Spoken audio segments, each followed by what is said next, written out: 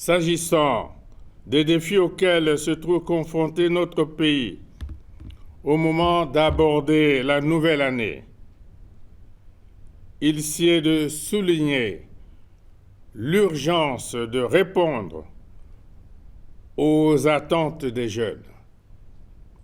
C'est pourquoi, pour une meilleure prise en charge de leurs aspirations, je décrète 2024, année de la jeunesse. Il s'agit d'intensifier nos efforts pour des réponses davantage pertinentes qui impliquent la participation des jeunes et leur assurent une lisibilité plus nette et des dispositions effectives en matière d'éducation, de formation et d'emploi. C'est un monsieur brillant qui sait lire les chiffres, qui sait les interpréter. Vous savez pertinemment que parmi les objectifs durables, je crois que c'est le 8e point qui dit qu'il faut un travail décent pour les jeunes. Et encore, les chiffres ne sont pas trompeurs. Il rappelle que dans, on va dire, moins d'un demi-siècle, ce sont ces populations-là qui sont âgées aujourd'hui de moins de 30 ans qui seront aux affaires.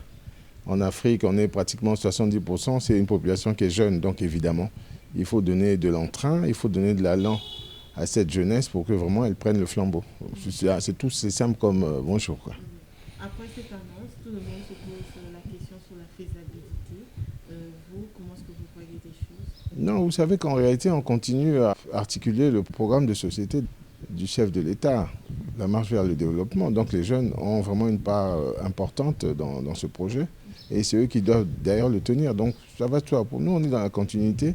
C'est même une logique. C'est la suite de ce qui a été dit le 28 novembre lors du message, l'adresse sur l'état de la nation du chef de l'État. Donc, écoutez, on est vraiment dans une continuité, dans une logique. Il s'agit tout simplement de conscientiser, de responsabiliser ces jeunes-là et qu'ils comprennent réellement que l'avenir du pays est entre leurs mains. Ouais, moi, je suis déjà fier. Je vois même de l'autre côté de la caméra, ce sont des jeunes. C'est eux qui doivent justement qui doivent maîtriser ces métiers du 21e siècle, le numérique, maîtriser un peu toutes ces questions. Nous avons une certaine embellie économique, donc il faut absolument qu'ils prennent à bras-le-corps cette responsabilité. Et vous, est-ce que vous avez des attentes en votre qualité de parlementaire? Oui, absolument, mais nous accompagnons, hein. C'est-à-dire que nous avons fait un choix et nous accompagnons en ce qui concerne la jeunesse, évidemment. Il faut qu'elle soit mieux représentée. Déjà au niveau du Parlement, je pense que c'est déjà pas mal. Vous voyez que même les textes ont aidé. Aujourd'hui, vous allez au Sénat. Avant, on pensait que le Sénat, c'était une chambre qui était réservée à un certain âge. Aujourd'hui, vous avez des jeunes, bien jeunes aujourd'hui, bien plus jeunes que nous, qui siègent au Sénat. Et c'est la même chose au niveau de l'Assemblée nationale. Donc c'est tant mieux. Je pense qu'on a déjà pris ce train-là, on l'a déjà pris en marche. Et bon, il faut aider à tous les niveaux. Je veux parler du côté politique. Au niveau de ma famille politique, on essaie de donner plus d'entrain aux jeunes.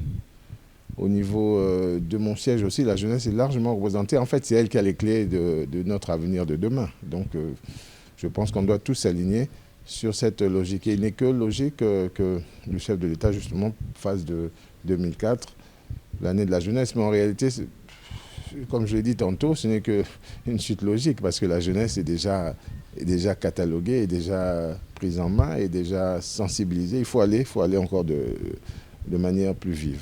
Alors, aux jeunes en général, avez-vous un message en tant que leader Oui. politique et exemple? Mais absolument, le message il est le même. C'est-à-dire que ce pays-là, je pense que c'est vrai que nous avons connu beaucoup de difficultés. Elles vont sûrement se continuer parce que vous voyez un peu la conjoncture internationale, socio-économique assez difficile, hein, avec toutes les crises récurrentes. Mais cette génération a quand même prouvé qu'elle peut quand même tenir la bride. Mais il va falloir maintenant que cette jeunesse que vous représentez vous-même comprenne, qu'elle soit plus consciencieuse des défis, des challenges qui l'attendent, parce que je pense qu'on va lui remettre un Congo moderne aujourd'hui. On peut parler du Congo en termes de modernisation. Donc je pense que le plus dur a été fait. Maintenant, il s'agit de prendre ce témoin et de le transmettre aussi, parce que c'est une histoire de transmission, de transmettre ce témoin pur et sans tâche aux prochaines générations. En tout cas, il faut soutenir tenir les générations futures.